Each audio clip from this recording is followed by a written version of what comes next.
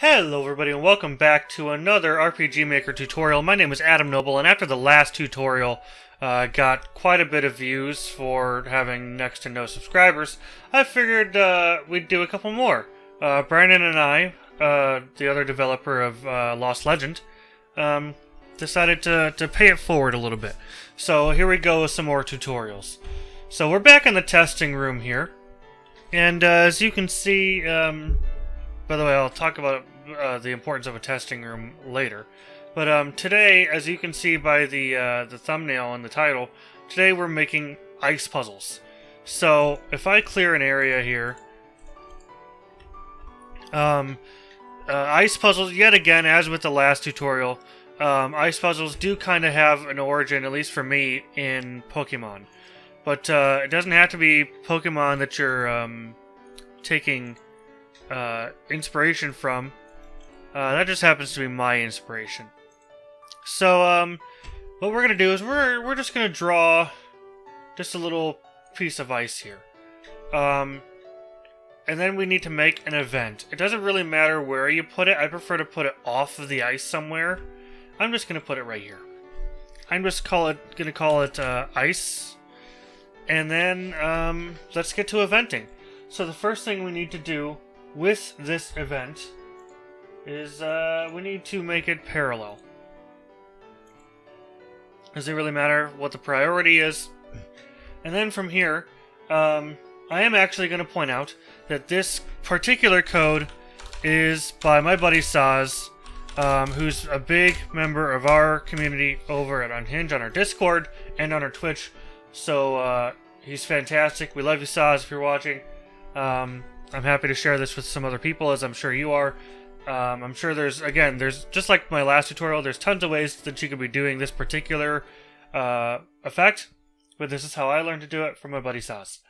So first off, we're going to get location info. That's a little button on the third page under map.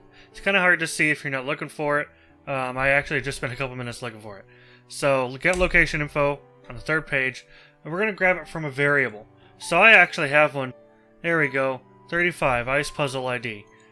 So we're going to do that. We're going to do info type is region ID. And then we're going to do designation by character player. If you're on MV instead of MZ, there's a couple other things you might need to do to get the location info from a player. But MZ makes it quite easy. Next, we're going to add a conditional branch. That's on page 1 under flow control. And we're going to do a variable Ice Puzzle ID equal to 8. That's the that's the region ID we're going to make it. Now you can make it any number region that you like that you're not using for something else. 8 happens to be what we used, but you can make it whatever you want. We don't need an else branch. And then what we're going to do inside the conditional branch is set movement route. That's on page 2. Set for the player. Can wait for completion. We're going to turn walking animation off, and then we're going to set speed 5, if I can find it. There we go. And then, before end, we're going to add a loop. So in the loop, we're going to do another set movement route. It's on page 2 again. Player, and then we're going to do one step forward.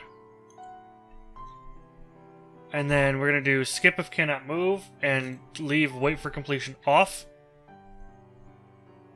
And then we're going to add a wait command, wait 4 frames. That's about how long it's going to take to get to the next tile. And then, again, we're going to do another get location info. Same thing, variable Ice Puzzle ID, region ID, designation by character player. And then we're going to go back to another conditional branch. We're going to do variable if Ice Puzzle ID is not equal to 8. Then break loop. And then repeat above. Right underneath repeat above, we're going to do another movement route. player, walking animation on, change speed to 4, normal, and you can set wait for completion. So this should be it. Everything here is all you need. And again, thank you so much to Saz for helping with this code. And only thing we need to do now is put Region 8 over our ice. So I'm going to paint Region 8 over the ice. And here we go. So now, as you can see, I slide every direction. And it works quite nicely. Even if I'm running, and it just seamlessly switches back afterward. And then let me show you what you can actually do with something like this. Alright, so here we are with a demonstration of the kind of thing that you can do with this. So, I slide on the ice, and there's some hidden treasure over here.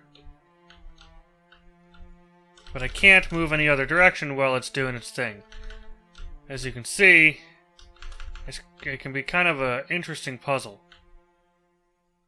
So, these are the kind of things that you can do with this super easy to make puzzle.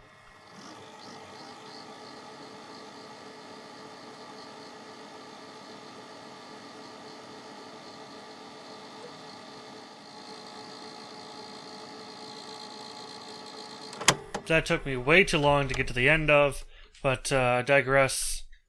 Here we are. So if you really like this, or you got any kind of inspiration from this, or this helped you at all, please let me know in the comments.